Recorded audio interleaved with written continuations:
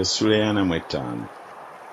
Awo Yusufu n'alema okuzibiikiririza mu maaso gaabo bonna abayimiridde okumpi naye, n'ayogerera waggulu nti, "Mufulumye buli muntu bave gye ndi." Ne wataba muntu ayimiridde naye, Yusufu bwe yali yeeyoleka eri baganda be. N'akaaba n'eddoboozi ddene, Abamisiri ne bawulira, n'ennyumba ya Falaawo n'ewulira. Yusufu n'agamba baganda be nti, "Nze Yusufu, kitange akyali mulamu?" Baganda be ne batayinza kumuddamu kubanga beeraliikirira mu maaso ge.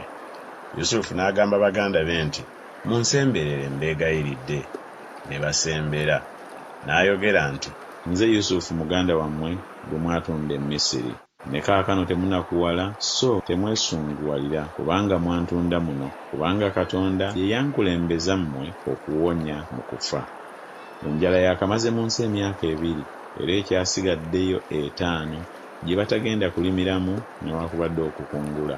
Era Katonda ye yankulembeza mmwe okubawonyeza abalisigala ku mmwe mu nsi n'okubalokola muleme okufa mu kuwonya okw'ekitalo. Kale nno si mmwe mwansindika muno wabula Katonda, era yanfuula kitaawe wa Falaawo era omwami w'ennyumba ye yonna, era omukulu afuga ensi yonna ey'e Misiri. Mwanguwe mwambuke mugende eri kitange, mumugambe nti omwana wo Yusufu bw'ayogera bw'ati nti, Katonda yanfuula omwami w'e Misiri yonna. Oserengete ojje gye ndi, tolwawo.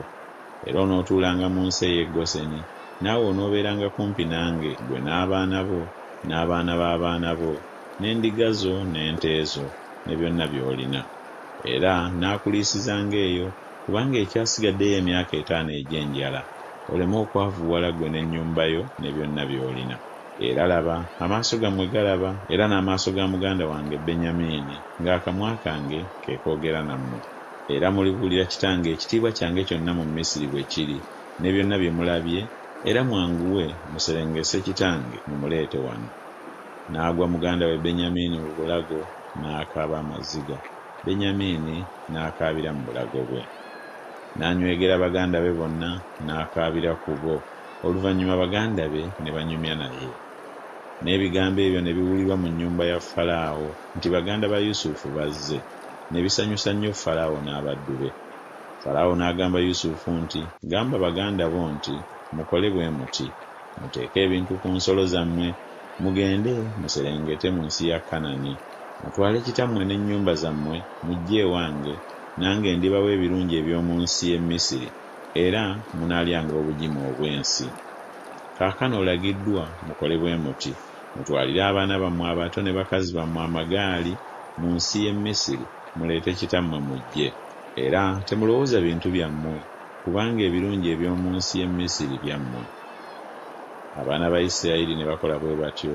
Yusufu n'abawa amagaali nga Falaawo bwe yalagira, n'abawa n'entanda ey'omu kkubo. Bonna n'abawa buli muntu ebyambalo eby'okukyusizaamu, naye n'awa Benyamini ebitundu eby'effeeza 300 n'ebyambalo eby'okukyusizaamu engeri 5. Ne kitaawe n'amuweereza bw'ati: endogoyi 10 ezeetisse ebirungi eby'omu Misiri, n'endogoyi enkazi 10 ezeetisse eŋŋaano n'emmere n'ebyokulya kitaawe by'aliriira mu kkubo. Bw'atyo n'asiibula baganda be ne bagenda, n'abagamba nti, "Mwekuume muleme okuyombera mu kkubo." Ne bayambuka ne bava mu Misiri ne bajja mu nsi ya Kanani eri Yakobo kitaabwe. Ne bamugamba nti, "Yusufu akyali mulamu, era ye mukulu afuga ensi yonna ey'e Misiri." Omutima gwe ne guzirika kubanga teyabakkiriza. Ne bamugamba ebigambo byonna ebya Yusufu bye yababuulira. Kale bwe yalaba amagaali Yusufu ge yaweereza okumusitula, omwoyo gwa Yakobo kitaabwe ne guddamu amaanyi. Isirayiri n'ayogera nti, "Kinaamala. Yusufu omwana wange akyali mulamu, ndigenda okumulaba nga sinnafa."